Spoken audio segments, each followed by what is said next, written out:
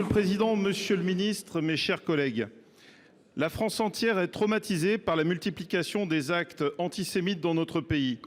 Ils appellent une condamnation unanime. Je profite d'ailleurs de mon intervention pour vous remercier, Monsieur le Président, ainsi que Madame la Présidente de l'Assemblée nationale, d'avoir organisé cette marche contre l'antisémitisme et pour la République qui fut un réel succès. Bravo. Nous ne devons pas tolérer le cancer de la haine au sein de notre nation. Ce cancer n'est hélas pas nouveau. Nous le pensions en rémission, mais les événements du Proche-Orient le mois dernier ont entraîné une forte résurgence de ces actes.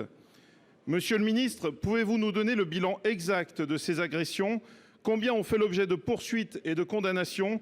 Les Français ont besoin de savoir, ils attendent de la fermeté dans la réponse judiciaire. Conjointement, par des incitations à la haine relayées sur les réseaux sociaux, des puissances étrangères tentent de déstabiliser notre pays. L'affaire des couples moldaves peignant des étoiles de David sur des immeubles en est la dernière illustration. Monsieur le ministre, pouvez-vous nous dire pourquoi les intéressés n'ont-ils pas fait l'objet de poursuites pénales? Pourquoi ont-ils simplement été expulsés? Que savez-vous de leurs commanditaires dont la presse semble unanime à désigner les services de renseignement russes?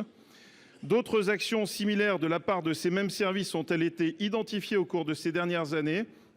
Des conséquences diplomatiques en seront-elles tirées si cette piste est confirmée? La désinformation et les manœuvres de la cyberguerre sont en train de tuer la démocratie. Nous en sommes depuis longtemps déjà la cible, tant à l'étranger que sur notre propre sol. Il nous faut répondre.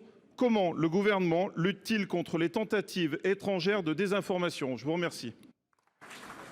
Pour vous répondre, la parole est au ministre de l'Intérieur, monsieur Gérald Darmanin. Merci, Monsieur le Président, Mesdames et Messieurs les sénateurs. Monsieur le sénateur, effectivement, depuis le 7 octobre, mais déjà très présent en France depuis le 1er janvier, des actes ou les événements antisémites se sont multipliés.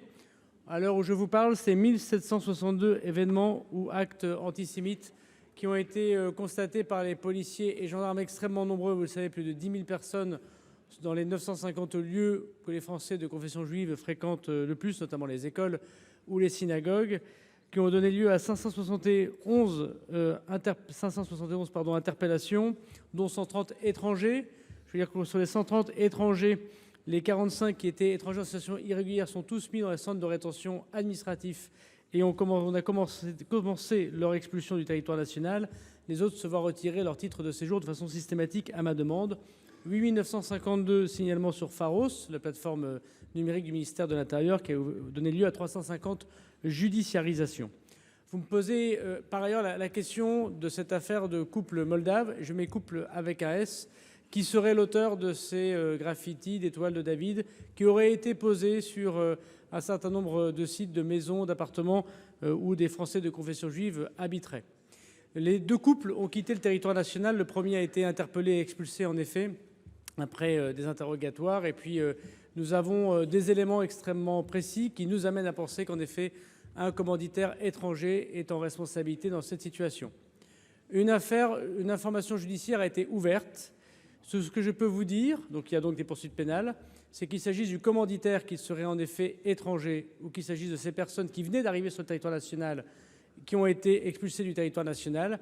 Les services d'enquête confiés par les juges d'instruction sera un service d'enquête spécialisé qui, je crois, répond en partie à votre interrogation sur les ingérences étrangères et sur les soupçons que l'État peut avoir.